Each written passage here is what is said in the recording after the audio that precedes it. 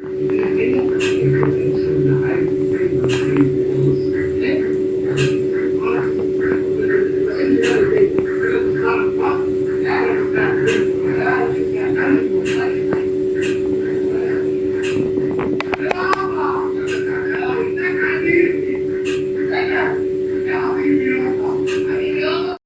الرحيم. هنعمل مع بعض النهاردة كفتة بوصفة تحفة وسهلة خالص. هنقول بسم الله على طول في الوصفة.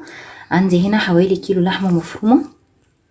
الكيلو عليه حوالي ربع كيلو بوش او حتة ليا، بس البوش هيخلي معاكي اللحمة ما تكشش وتفضل زي ما هي الحجم بتاعها، ما يسلاش. انما الليا للأسف بتسلي شوية بس بتدي طعم تحفة. ممكن تعملوا الوصفة دي كمان بدل اللحمة تبقى فراخ بنفس المكونات بنفس كل حاجة، ما عدا بس المكون اللي هو هيتغير. البهارات اللي عندي ملح حسب الرغبة وفلفل اسود، رشة جوز الطيب وبابريكا ومعلقة بيكنج باودر. عندي هنا بقدونس، هاخد الورق بس مش العيدان، وعندي فصين توم مفرومين، وعندي التفل بتاع البصل انا مصفيه الميه بتاعته محتفظه بيها هقول لكم ليه، وكمان طماطميه صغيره وقرن فلفل كده سواء رومي او حامي. انا هحط كل المكونات ديت عندي كده في الكبه ياخدوا ضربه مع بعض. لو ما عندكيش كبه هتقدري تفرمي كل حاجه لوحدها بالسكينه، وبعد كده تقلبيهم مع بعض تقليبه كويسه. ده شكلها بعد ما طحنتها في الكبه. بصوا عملت خيوط ازاي. عايزه اقول لكم ريحتها تتاكل نيه.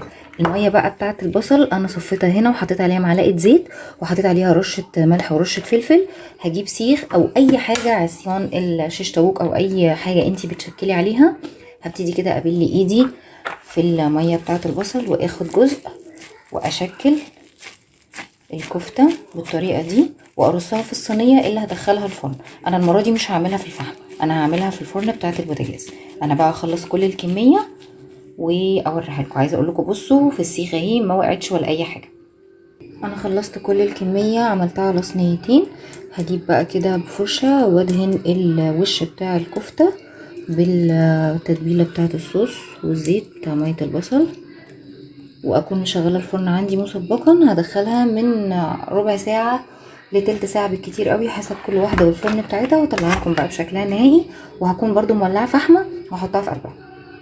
بعد ما استوت عايزه اقول لكم طعمها وريحتها قلب المكان. انا ولعت فحمه هغطيها كده تبقى جهزت معايا. ده شكلها بعد ما حطيته في طبق التقديم. بصوا طريه وتحفه وجوسي جدا من جوه، بجد بجد فظيعه. اتمنى ان انتوا تجربوها ويا ريت تسيبوا لي كومنتات رايكم فيها ايه. وما تنسوش تفعلوا الجرس عشان يوصلكم كل جديد. ولو عجبك الفيديو لايك وسبسكرايب وشير، وان شاء الله هنزل لكم وصفات تانية جديده.